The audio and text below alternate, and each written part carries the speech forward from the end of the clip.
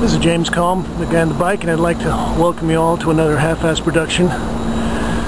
Today we're coming to you from 32 East 69th Street from ZWIRNER and Wirth, and we're going to take a look at a very important and topical exhibition called Old School, which was curated by Christine Bell and Gregor Muir. Let's take a look at the very prestigious cast of characters here.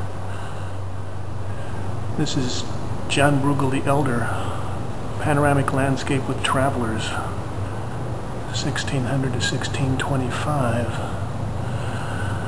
This is a really beautiful piece here, with incredible detail. And I think the thing that's interesting about this show is that it hits on a point that Donald Cuspidus discussed in his latest article on ArtNet, The Trouble with Youth, which is that he believes the avant-garde is a kind of a pathetic attempt at holding on to our youth. This piece is by George Oswald. It's called Run as Fast as You Can, 2007. Acrylic on board, 31 by 23 and 5/8. And we've got a little gingerbread man here in the foreground running away. Like these ominous northern skies. This is by Anj Smith, High Place Reminder, 2007. This is really great. She's got the great contrast to the very smooth surface, but nice chunky globs of paint over on the left-hand side. This is by Batista Dossi, Flight into Egypt. Oil on panel, 26 by 34 1/4 inches.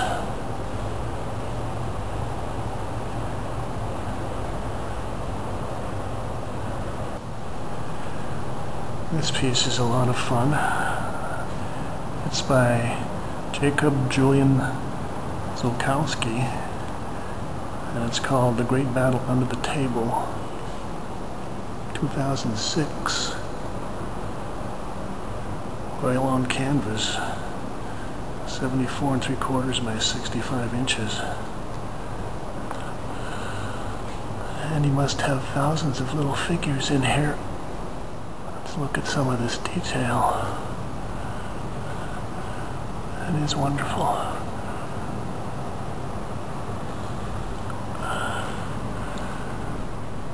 Here's a great piece by Pieter Brueghel the Younger. It's titled Peasant Wedding Procession. It's oil on panel. And I would say that it's about 30 by 50 inches. This piece is by Hilary Harkness, and it's called Flipwreck, 2004. Oil on wood, 13 by 22 inches. And Hilary Harkness really is one of the young painters that has learned her lessons from the old masters. She had a very successful show at Mary Boone, I believe it was last fall. And this is a very good example of her work.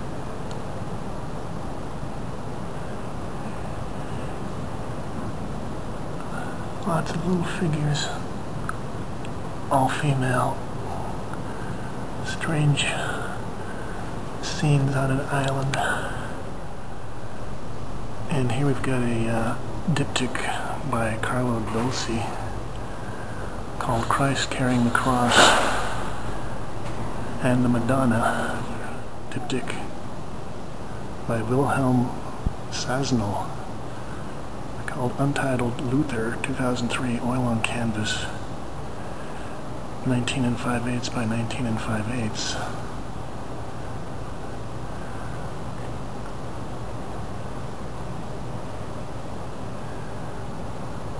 was kind of a response to the earlier diptychs. Here we've got a portrait by Elizabeth Peyton.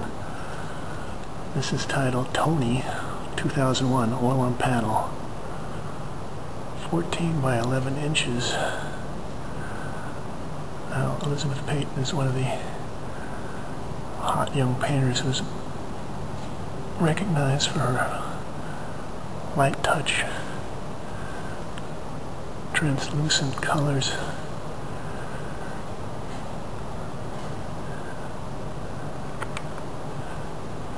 Here's an installation view of the back room at Old School. Here in ZWIRNER WIRTH.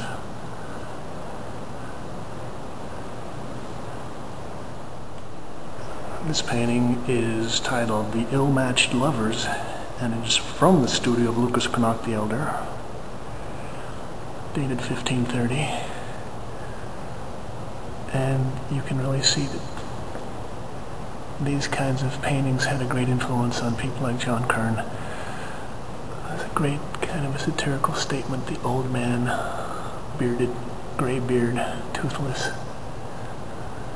and his hot, young, disinterested love interest. It's called Untitled, The Stash, 2006, by Georgia Osbolt. Anyway, getting back to the subject that Donald Cuspit brought up in his August 20th article, The Trouble with Youth.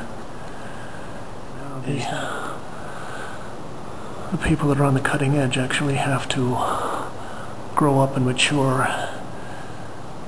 and accept age and death, and that this will make the art better, and that they should look at the old masters.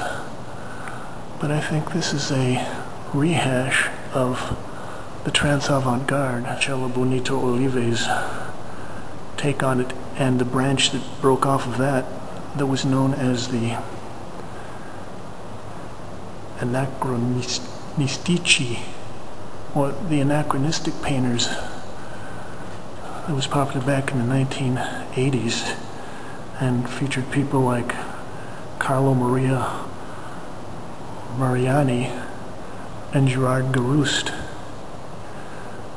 This is a great painting by Glenn Brown, International Velvet, 2004, oil on panel, 61 3/4 by 48 inches. Self-portrait as Tender Mercenary by Julie Heffernan. She was recently in a fabulous show at the University of Florida, Tallahassee, titled More is More, Tendencies in Maximalist Painting.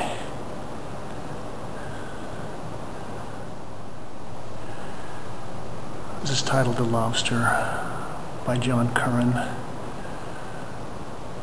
As an example of probably one of the most influential painters working today. This is oil on canvas, 40 by 32 inches, from the collection of Diane Wallace.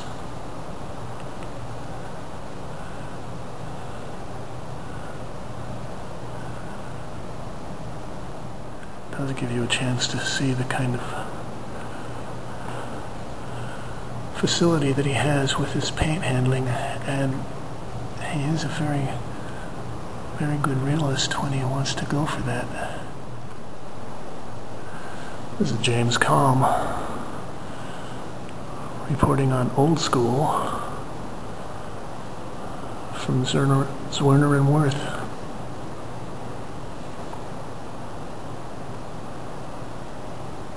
Thanks, Kate.